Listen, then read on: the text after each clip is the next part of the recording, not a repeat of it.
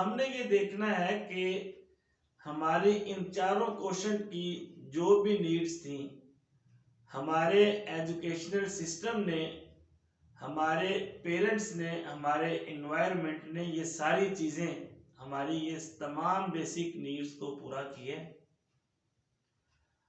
अगर हमारी ये बेसिक नीड्स पूरी हुई है तो बड़ी अच्छी बात है, और अगर खुदा न खास्ता इनमें कोई कमी रह गई है, वो माँ की वजह से, बाप की वजह से, बड़े बहन भाइयों की वजह से, आपकी पर्सनल किसी जाती वजह से, या फिर आपके टीचर की वजह से, हो सकता है आपकी ज़िंदगी में हालात ऐसे आए हों, मसाइल ऐसे आए हों, गुर्बत हो, इवन के कोई ऐसा पर्सन, कोई ऐसा फर्द आपकी ज़िंदगी में शामिल हुआ जिसने आपके अंदर कुछ ऐसे ट्रेड्स शामिल किए, ऐसी आदत डेवलप की जो आपकी पर्सनैलिटी की नहीं थी, जिन्होंने आपकी पर्सनैलिटी को अनबैलेंस किया है।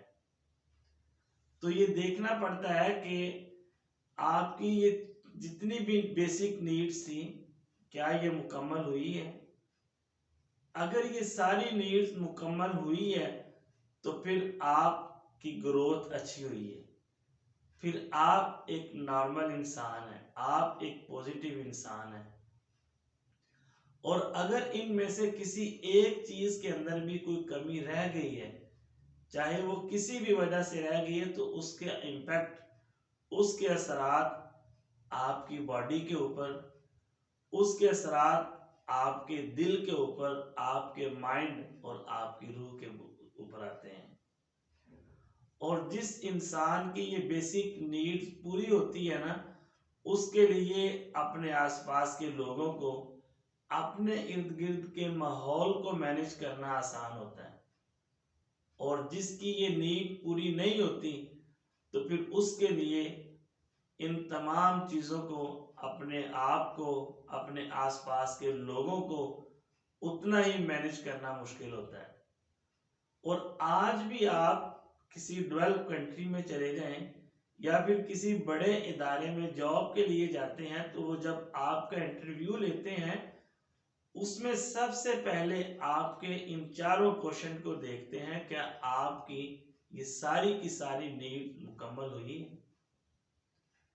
तो आपने माजी में जाना है और देखना है कि आपके अंदर जो भी आदत डेवलप हुई हैं, आपकी जिंदगी में जितने भी फैक्टर असरअंदाज हुए हैं, उनमें से कौन से फैक्टर ऐसे हैं जिन्होंने आपको पॉजिटिव इंप्रूव किया, और कौन से फैक्टर ऐसे हैं जिन्होंने आपको नेगेटिव इंप्रूव किया।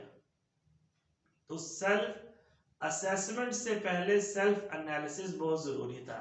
सबसे पहले आपने ये देखना है, ये जानना है, उसके बाद हम आगे चलते हैं कि हम ये देखते हैं कि आया मेरे पेरेंट्स की, मेरे बच्चों की, मेरे टीचर्स की, मेरे दोस्तों की, उनकी फितरत क्या है, उनकी पर्सनैलिटी टाइप क्या है। इंसान को समझने के लिए अब तक हजारों की तादाद में तरीके इजाद हुए, मॉडल्स बनाए गए इंसान को समझने के। और उसी के अंदर एक मॉडल ये भी था जिसका नाम है MBTI। इनके बारे में कहा जाता है कि ये दो बहनें थी, बाज कहते हैं कि ये माँ और बेटी थी।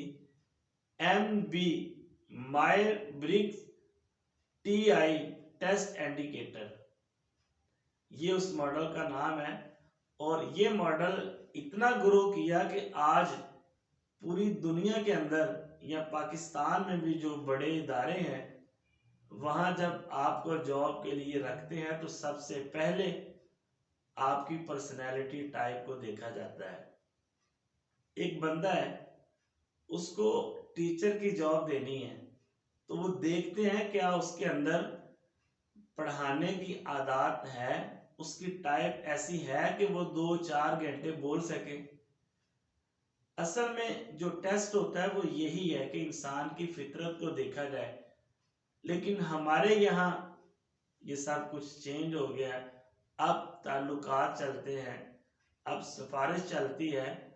तो देखना ये चाहिए कि क्या जिस काम के लिए मैं जिस बंदे को हायर कर रहा हूँ, क्या उसकी फितरत है, क्या वो ये काम कर सकता है।